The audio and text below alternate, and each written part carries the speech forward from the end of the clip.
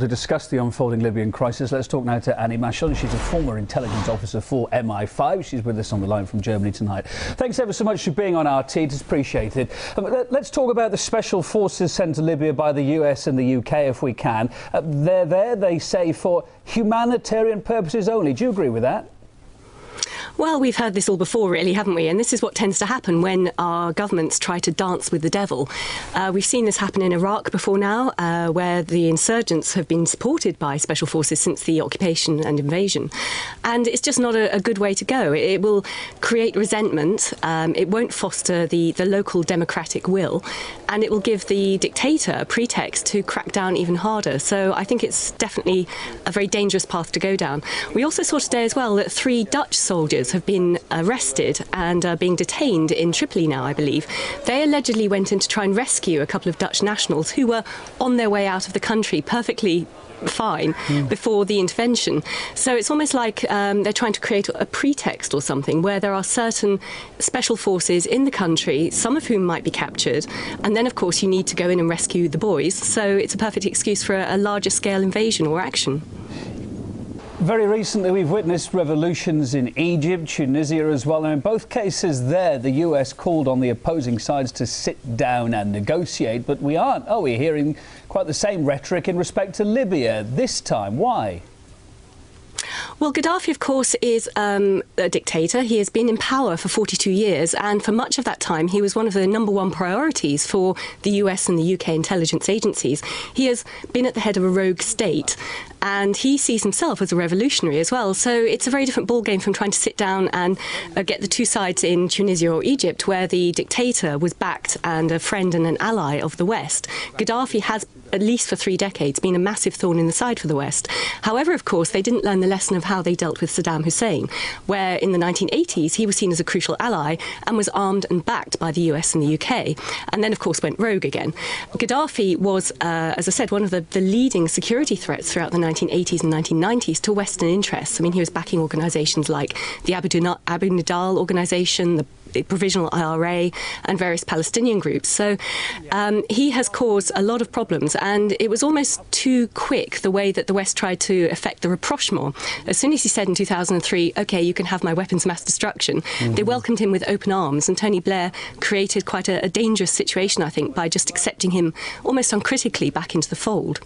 We're hearing dire predictions. What's your take? What would foreign intervention mean for Libya? And on the flip side of the coin, what's in it for the Western powers who are offering that very support? Well, I think foreign intervention for the Libyan people will be a tragedy, because we've seen what happened in Bosnia, we've seen what happened in Iraq, where the general population suffer. It's not the government, which, you know, the sanctions are notionally imposed against, that suffers. It's the general population. They're already in dire straits. They're suffering violence. They're suffering hunger as well. So they will be the ones that have to bear the brunt of any international intervention. In terms of what might happen for the West, well, this is a difficult one. As I said, it's very much dancing with the devil. A dictator who is rogue, who has nowhere to go now because his assets have been frozen in the West.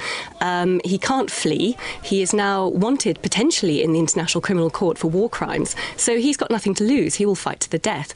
And even if he were to win, even if he cracks down incredibly brutally and crushes the rebels in Libya and maintains power yet again, then we have a situation where someone who was welcomed back into the international diplomatic fold is going to be very angry and very, very cynical about his former allies in the West. So once again, it'll become a rogue state. It'll become a breeding ground for terrorist backers and things like that. It's going to be a nightmare. Annie, that may be what's ahead in the future. But let's talk about the present. Experts saying opposition forces in the country at the moment are too weak to win the battle against Gaddafi by themselves. That's the crucial bit, I guess, isn't it? What's your opinion on that?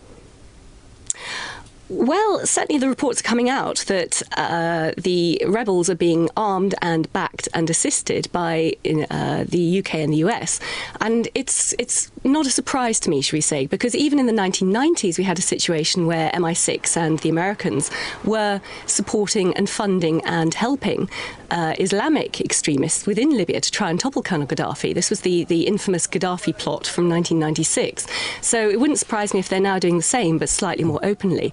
But again, we get this escalation, therefore, of potential terrorism. And we don't see a healthy and organic development of democracy. We see something that's very much controlled from the outside, and that's not what Libya needs at this time. Anna, you're going to be best placed to answer this one. It's an interesting line that's come out over the past couple of days. Since the beginning of the unrest, many journalists we're hearing have reportedly been contacted by PR agencies acting apparently for the various leaders of the countries we've been talking about, trying to get them to stem the flow of negative headlines. Now, given your experience, what role do you think can spin play in a situation like the one spreading across the Arab world? Well, I mean, spin has been crucial in Middle Eastern politics for many, many years. I mean, spin is what took Britain into the Iraq War, for example. You know, all those crass headlines about weapons of mass destruction and deployment within 45 minutes.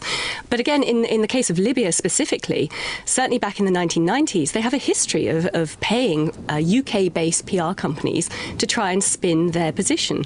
And it did work for a certain amount of time. So, for example, in 1995, a UK-based PR agency was paid £4 million to try and subvert the evidence that pointed towards Libyan involvement in the Lockerbie case. And this is what has led to all sorts of alternative theories about Lockerbie, although, of course, all the evidence did point to the fact that al-Megrahi and LIBYA.mp4 were actually responsible.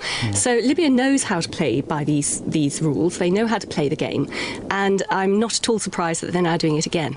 Anna Macklin, former intelligence officer for MI5, talking to us on the line from Dusseldorf tonight on RT. Thank you for your input.